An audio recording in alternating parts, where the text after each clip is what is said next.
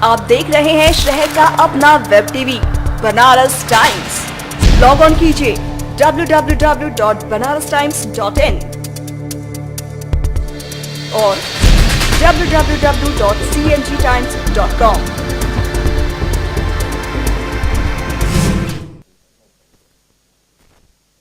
पहले तो आज एक नक्सली हमला हुआ है, बड़ी देश की इंटरनल बड़ी समस्या है। तकरीबन 22-25 हमारे जवान इसमें शहीद हो गए। इसका मानना है? मैं समझता हूँ कि पिछले हुआ कांग्रेस की पूरी लीडरशिप जो है छत्तीसगढ़ में तबाह कर दी गई। एक ही झटके के अंदर कई बेगुनाह लोगों को बड़ी रंगनी से कत्ल किया गया। बाप के सामने बेटे को, बेटे के सामने बाप को कत्ल किया गया। अभी तक वो जख्म भरे नहीं थे और इतना बड़ा हमला हमारे पुलिस के जवानों के ऊपर हो गया। मैं समझता हूँ ये टेम्परेरी फेस है। जिस वक्त हमला होता है तो शोर मचता है, जब बीत जाता है तो भूल जाते हैं। सरकार की पॉलिसी हो नहीं कोई टेररिज्म के खिलाफ लड़ने की, चाहे वो नक्सलाइटा को हमला हो, चाहे वो लश्कर तोबा का हो, चाहे वो गब्बर खालसा का हो। कोई पॉलिसी नहीं है कि हमने टेररिज्म के खिलाफ कैसे लड़ना है। जिस देश के अंदर हिंदुस्तान के प्रधानमंत्री श्री राजीव गांधी रहे हों, उनकी mother prime minister Shrimati Indira Gandhi को शहीद कर दिया हो, और उसके बाद इन्होंने सबक क्या सीखा? क्या आतंकवादियों को फांसी की सजा दिलाई? अपनी ही पार्टी, अपनी ही कांग्रेस पार्टी, उनकी फाइल को 10 साल दबा के रखा, केस को कमजोर कर दिया और सुप्रीम कोर्ट को आखिर में उनकी फांसी को सजा को माफ करना पड़ा। मेरा केस देवेंद्र पाल बुल्लर था 1992 का और 93 का। उस आतंकवादी की फाइल को उसने कई बेगुनाह लोगों को मार दिया, कम से कम 25 बेगुनाह लोग उसने मार दिए, और उसकी फाइल को 10-11 साल इन्होंने दबा के रखा। तो कौन से आतंकवाद को समाप्त करने की हम बात करें? ये टोटल जो है लोगों को बेवकूफ बनाना और लोगों के साथ राजनीति करना, वोट बैंक की राजनीति करना। किसी को सिख वोट मिल जाएगा, किसी को तमिल वोट मिल जाएगा, और ये कैसे आतंकवाद को समाप्त कर सकते हैं? पहले घर के अंदर जिन्होंने फाइल को दबाया, जिन्होंने आतंकवाद के केस को कमजोर किया, जिन्होंने राजीव गांधी और मेरे केस और केस कमजोर किए, वो कौन जिम्मेदार थे? होम मिनिस्टर थे, लॉ मिनिस्टर थे, स्टेट गवर्नमेंट के चीफ मिनिस्टर थे। 2 किलोमीटर के अंदर फाइल जो है 11 साल घूमती रही। पहले तो सरकार को उसका जवाब देना चाहिए कि उसका गुनाहगार कौन है। तो ऐसे केस में भी कल को होगा, अगर टेररिस्ट पकड़े जाएंगे, चाहे वो कांग्रेस की लीडरशिप मारी गई हो, जहां पुलिस के जवान मारे गए, जब छत्तीसगढ़ में पहले 70 बेगुनाह पुलिस वाले मारे गए, क्या उनको फांसी की सजा होगी? फिर इस तरीके से मांग उठेगी कि फांसी की सजा माफ कर दो। ये बहुत बड़े प्रश्न और बहुत बड़े सवाल हैं पॉलिटिकल पार्टियों से, सरकारों से।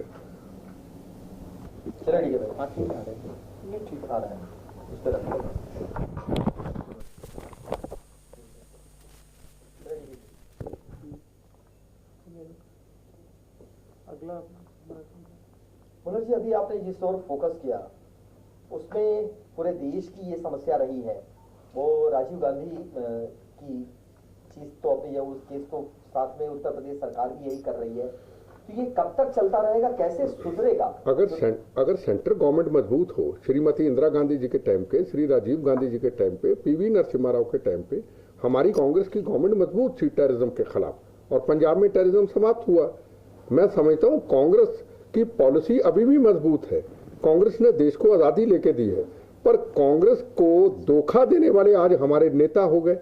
वोट बैंक सत्ता की खातिर अपने राजीव गांधी को बुला दिया, श्रीमती इंदिरा गांधी को बुला दिया, जो यूथ कांग्रेस के कार्यकर्ता शहीद हुए उनको बुला दिया। तो इनके लिए मुख्य मकसद आज के टाइम पे कुर्सी, सत्ता और वोट बैंक की राजनीति होगी। इनको कोई लेना देना नहीं कि राजीव गांधी शहीद हो गए। मुझे दुख के साथ कहना पड़ता है, राजीव गांधी जी की समाधि पे जब नरसिम्हा राव प्राइम मिनिस्टर थे, तो ये कांग्रेस के लीडर सोनिया गांधी, श्रीमती सोनिया गांधी जी के सामने नारा लगाया करते थे, राजीव जी हम शर्मिंदा हैं, आपके कातिल जिंदा हैं। आज वही जो लीडर हैं आज राजीव गांधी को भूल गए। और सबसे दुख की बात, मुझे बड़ा दुख आता है इस चीज को लेकर के कि आज कोई भी होर्डिंग, कोई भी बैनर राजीव गांधी और श्रीमती इंदिरा गांधी का नहीं, सब बुला दिया गया। ये नए कल्चर की तरफ कांग्रेस को चली गई, तो हमें आज अकेला छोड़ दिया। मैं बार बार ये कहता हूं, हम बम्बों से नहीं हारे, हम मौत से नहीं हारे, हम राष्ट्रपति भवन से नहीं हारे, हम सुप्रीम कोर्ट, हाई कोर्ट से नहीं बार बार हारे, हम जीते। हारे तो अपनी ही पार्टी के पॉलिटिकल टेररिज्म से, श्री राजीव गांधी की रूह, और हम उससे हार गए। आज अगर राजीव गांधी जी की रूह देखती होगी तड़पती होगी, रोती होगी। कितने बेवफा आज के कांग्रेसी निकले, वो यही कहते होंगे दुश्मनों के सितम का खौफ नहीं, अपनों की वफा से डरते हैं। ऐसी गंदी राजनीति से हमने क्या लेना? हम खून से कांग्रेसी हैं, कांग्रेसी रहेंगे। देखता हूं राहुल गांधी जी को देखते हुए, कभी रिक्शे वाले को, कभी गरीबों को मिलना बहुत अच्छी बात है, पर राहुल गांधी जी को एक बात जरूर कहूंगा, आतंकवाद सबसे बड़ी समस्या है। क्या उन आतंकवादी से शहीद हो चुके लोग, या हमारे जैसे विक्टिम लोग, या आपके पिताजी शहीद हुए, क्या आप उस दर्द को समझते हुए उन लोगों के दुखड़ों को समझने की कोशिश करेंगे कि हमने और हमारे परिवारों ने कैसे जिंदगी के दिन काटे? इनको तो बाद में मिला जा सकता है, पहले घर के अंदर तो मिले। घर के अंदर ये तो जांच कराएं, कौन सा होम मिनिस्टर, कौन से पॉलिटिशियन, कौन सा एआईसीसी का जनरल सेक्रेटरी राजीव गांधी के कातलों की फाइल को दबा के रखा, कौन से कांग्रेस पार्टी के लीडर जिन्होंने मेरे केस में इतने साल फाइल को दबा के रखी। ये मेरी लड़ाई नहीं थी, ये कांग्रेस का तिरंगा झंडा उठा के इस भारत माता की आजादी की रक्षा की लड़ाई थी। मुझे बेकसूर को अकेला छोड़ दिया और राजीव गांधी जी ऊपर चले गए, उनको भी अकेला छोड़ दिया। इसको कांग्रेस कहते हैं क्या? इसको राजीव गांधी जी की श्रद्धांजलि देना कहते हैं? और इसलिए मैं देखता हूं कि राजीव गांधी जी का जन्मदिन शहादत आता है तो श्रद्धांजलि देते हैं और कातलों को, केस को कमजोर करने की कोशिश करते हैं।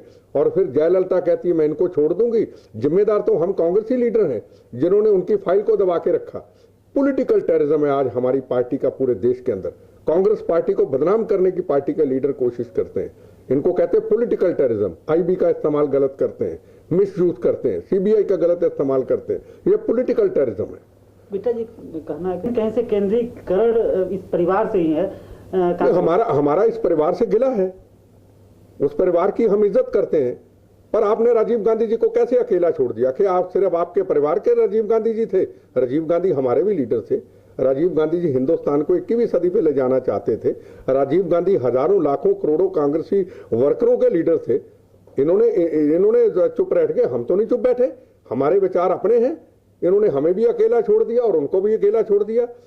मेरे बच्चे कल को मुझे को मार दे और मेरे बच्चे कल को ये कहें कि हम तो उसको माफ कर देते हैं, मैं समझूंगा वो मेरे बच्चे नहीं, मेरे से धोखा कर रहे हैं। हमारी अगर अणख और जमीर असूल होते हैं जिंदगी में, अनख, जमीर, इंसानियत, जब तीन चीजें समाप्त कर दी, हमारा लीडर चला गया, इनके परिवार के सदस्य चला गया और उसके ऊपर हम केस को कमजोर कर दें और बोले तो कहें पॉलिटिकल टेररिज्म फैलाएंगे। इनकी क्या हिम्मत है, जो फैलाना फैला लें। आज 10 साल के इनके पॉलिटिकल टेररिज्म से शिकार हैं। मैं श्री राहुल गांधी जी को कहना चाहूंगा, लोगों से मिलने से पहले हमारे जैसे विक्टिम लोगों को मिलिए। हम आपसे एमपी की सीट नहीं चाहते, हम आपसे कुर्सी नहीं चाहते, हम आपसे चीफ मिनिस्ट्री नहीं चाहते, हम आपसे एक सवाल पूछना चाहते हैं कि केसों को कमजोर करने वाले कौन जिम्मेदार थे? हमसे पॉलिटिकल टेररिज्म के जरिए हमें क्यों कमजोर किया गया? हमारे केसों को क्यों कमजोर किया गया? मैं राहुल गांधी जी से सवाल पूछना चाहता हूं। अगर ये मुल्क आजाद है, अगर ये मुल्क राजनीतिक गुलामी से है तो मैं उनसे क्षमा मांगता हूं। अगर वो समझते हैं कि राजनीतिक गुलामी में हमें जूझना है तो मैं क्षमा मांगता हूं। मैं यही कह सकता हूं, हम तो पॉलिटिकल टेररिज्म से शिकार है, वो भी अपनी कांग्रेस पार्टी के अंदर, और किसी के नहीं। आतंकवादियों की हिम्मत है सालों की कि हमारे सामने चू भी कर दें, एक चलाएंगे 10 चलाएंगे, जवाब देंगे। पर यह पॉलिटिकल टेररिज्म आतंकवाद से भी ज्यादा खतरनाक है। सरकारी तंत्र का इस्तेमाल करते हैं जबानों को बंद करवाने के लिए।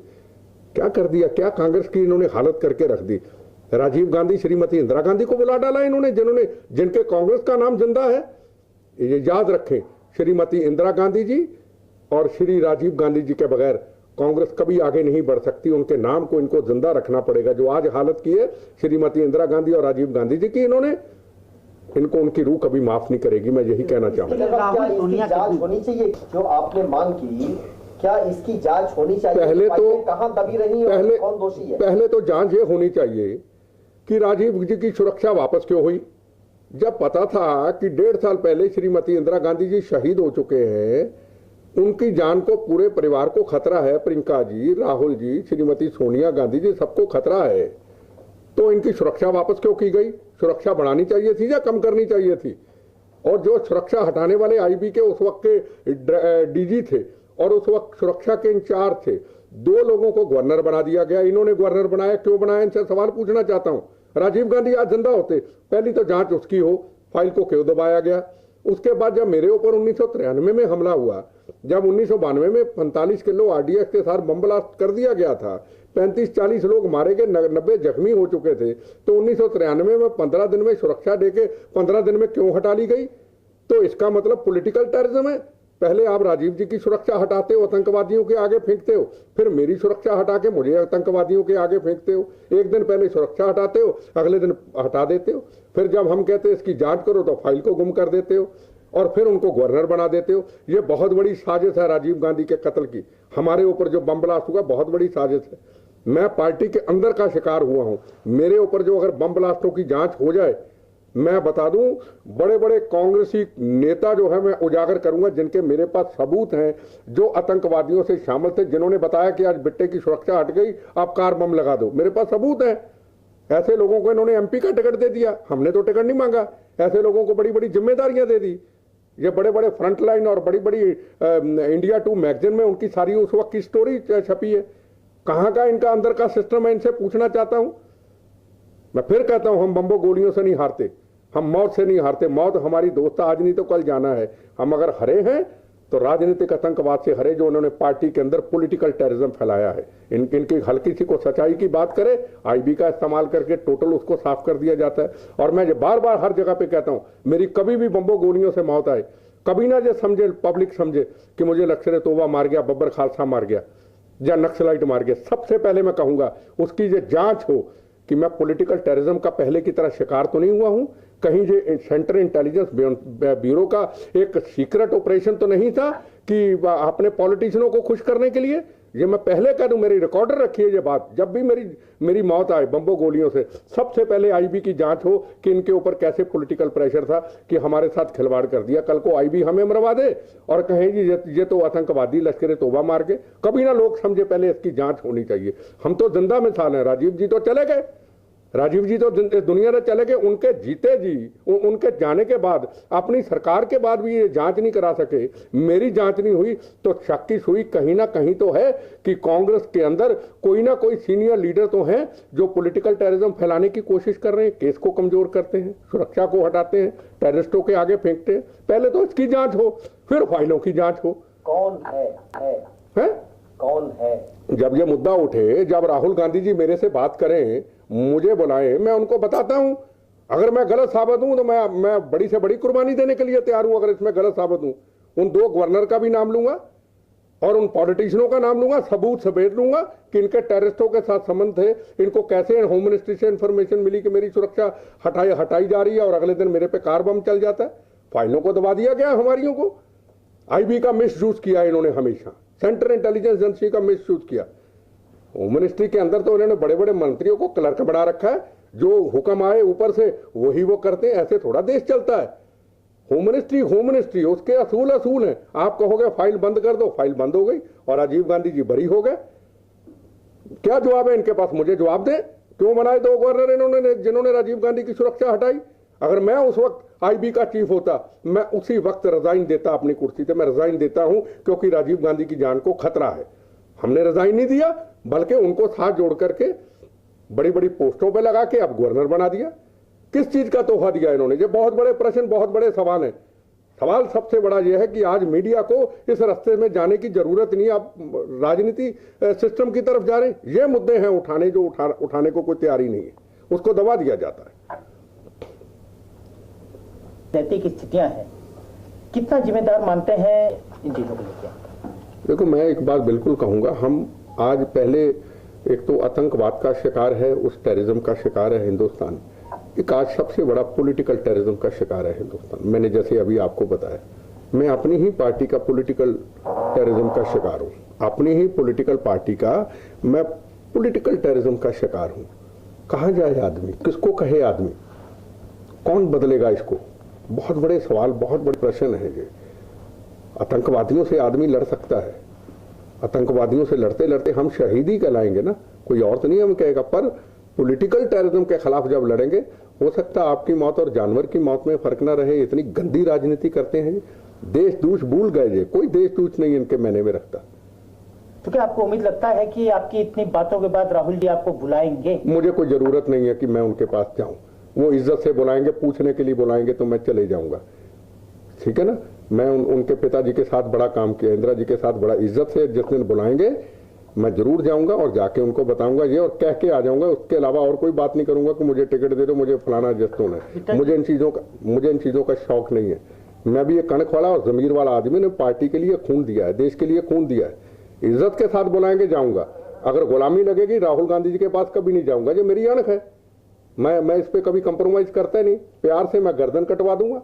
उनके पिताजी के लिए अपना जीवन दिया, उसकी ग्रैंड मदर के लिए दिया, इनके लिए भी दे देंगे, पर इज्जत नजर आए। अगर वो ये समझे कि मैं उनका गुलाम हूं, वो मुझे पसंद नहीं है। पिताजी आपने बताया कि कांग्रेस के लोग जो है राहुल और सोनिया को राहुल और इंदिरा जी को लगभग भुला चुके हैं। इसके लिए परिवार खुद राहुल या सोनिया कितनी दोषी हैं, जबकि काफी मजबूत। देखो मेरी बात सुनो, मैं आपको स्पष्ट कह दूं, वो राजीव गांधी जी, श्रीमती इंदिरा गांधी जी वाला प्यार अब कांग्रेस में नहीं रहा। वो प्यार करते थे वर्कर को। हमें राजीव गांधी लाखों लोगों में बुलाते थे, ओ बिट्टा, हम जाते थे और एक साल मिलते ही नहीं थे, पूरी देते थे। अब तो जब उनको मिलने के लिए जाएं तो ऐसा लगता है कि हम गुलामी की तरफ आ गए। वो कांग्रेस ही नहीं रही राजीव जी इंदिरा जी की वाली। हमने भी कांग्रेस के लिए कुर्बानी दी, अपना खून दिया है, अपना शरीर हमने आधा हिस्सा शरीर तबाह करा लिया है, आगे फिर कुर्बानी देने के लिए तैयार खड़े। हम एमएलए हमारे लिए एमपी कुछ नहीं, हमें इन चीजों का शौक नहीं। वो कम से कम इज्जत देना तो सीखो कि रिस्पेक्ट क्या है, अणख क्या है। हिंदुस्तान के कल्चर को तो समझो। अणख, इज्जत और जमीर, तीन चीजों का मतलब सीखो कि इनका मतलब क्या है। हर आदमी को समझते आपके गुलाम है, गुलाम प्यार से आपके गुलाम है। अगर हम ये कहोगे हम आपकी रोटी खाते, हम आपके नहीं, हम कांग्रेस ही हैं रहेंगे। हमने अपना खून बहा के कांग्रेस की मेंबरशिप ली है। लाल खून कांग्रेस के दफ्तर में गिराया है, बार बार दिल्ली में गिराया है, हिंदुस्तान में गिराया है। राहुल राजीव में कितना अंतर देखते हैं? राजीव के साथ आप राजीव जी इंदिरा जी तक कोई मुकाबला कर ही नहीं सकता। ना श्रीमती सोनिया गांधी जी कर सकते, ना राहुल जी कर सकते, ना आने वाला वो कोई व्यक्ति कर सकता है। हाँ, ये जरूर मैं कह सकता हूं, प्रियंका गांधी जी और राजीव गांधी जी में कोई फर्क नहीं समझता। ये मेरे विचार हैं। वो जब लोगों को मिलती है, बात करती है, उसके मुंह से तो फूल निकलते हैं। इतनी बेचारी अच्छी, इतनी प्यारी और इतनी बिल्कुल लगता है जैसे राजीव गांधी जी। लोग उनको इंदिरा गांधी कहते हैं, मैं उनको कहता हूं नहीं, इंदिरा जी तो हैं, पर मुझे वो राजीव गांधी नजर आता है उसमें। मुझे राहुल गांधी जी में राजीव गांधी नजर नहीं आते, मुझे प्रियंका गांधी में राजीव गांधी जी नजर आते। मैं उनकी बड़ी इज्जत करता हूं, कम से कम उनके बोलने का, उनके मिलने का तरीका ये तो लगता है कि ये बिल्कुल जो है आम लोगों की तरह है, आम है। ये फर्क है थोड़ा सा। बेटा जी, एक अंतिम, कैसे लगे कि बदलाव की मुझे देखो, मुझे इस पॉलिटिकल टेररिज्म का शिकार होते हुए कम से कम यूथ कांग्रेस छोड़े को आज 16-17 साल हो गए। मैंने ये देखा है कि अभी तक तो कोई बदलाव आया नहीं। हम दिन ब दिन पार्टी के अंदर ही गुलामी की तरफ जा रहे। हम अपने विचारों को नहीं रख सकते, हम जेन्युइन मुद्दों नहीं उठा सकते। हम दूसरे जेन्युइन मुद्दों की छोड़ो, हम जो अपने पे हमले हुए, राजीव गांधी जी के ऊपर जो हमले हुए, हम उन मुद्दों को नहीं उठा पाए तो इसको क्या कहेंगे? हम राजनीतिक गुलामी में जी रहे हैं, हम पॉलिटिकल टेररिज्म में जी रहे हैं। एक राजनीतिक गुलामी, एक पॉलिटिकल टेररिज्म। आईबी का गलत इस्तेमाल करो, सीबीआई का गलत इस्तेमाल करो, केस दर्ज कर दो, ऐसा, वो भी अपने ही वर्करों के ऊपर। मैं उसका शिकार हूं। मैं भगवान की कृपा से, लोगों की दुआओं से आज जिंदा हूं। मुझे आतंकवादियों ने क्या मारना था? मुझे तो कांग्रेस की लीडरशिप ने बार बार मार करके, फेंक करके, मेरे जख्मों को, जो बम्बों से जख्म थे उनको चीर करके नमक छिनकते हैं फिर हंसते, नमक छिनकते फिर हंसते हैं। वही कह सकता हूं, दुश्मनों के सितम का खौफ नहीं, अपनों की वफा से डरते हैं। हमें कुछ नहीं चाहिए, हमें क्या लेना इनसे? आज नहीं तो कल जिंदगी में जाना है, देश के लिए कुर्बानी देनी, हमें क्या लेना इनसे? ये कौन देने वाले हमें? हाँ, हमने जो कुर्बानी दी उसकी रिस्पेक्ट और इज्जत ये जरूर चाहते, और हमें इनसे कुछ नहीं चाहिए। बात थोड़ा है, आप बात ही नहीं कर सकते अपनी, अब आपने बात निकाल ली तो हमने बोल दी। निकालने वाला भी तो चाहिए भैया।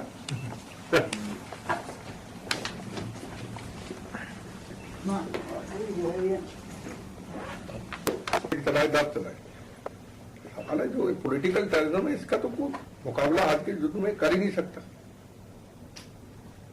तो हम ही जानते हैं, लगभग हर सभी पार्टी नहीं, हर पार्टी में नहीं है।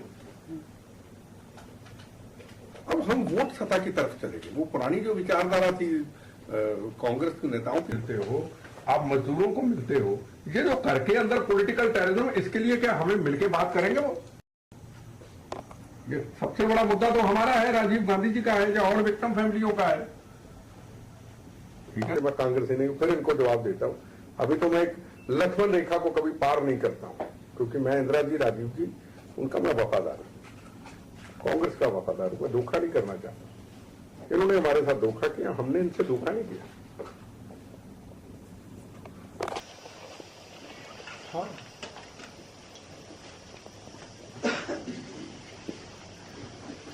उन सभी लोगों